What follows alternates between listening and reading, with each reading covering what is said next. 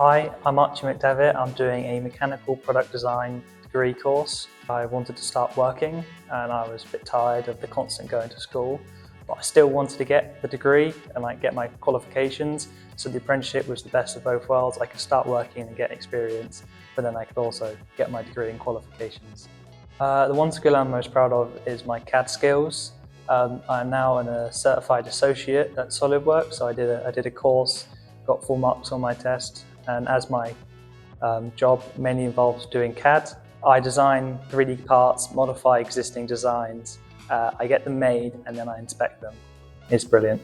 The advice I'd give to people considering apprenticeships is definitely do it. It's really worth it. You get years of experience on top of your degree and qualifications, and you get paid. So.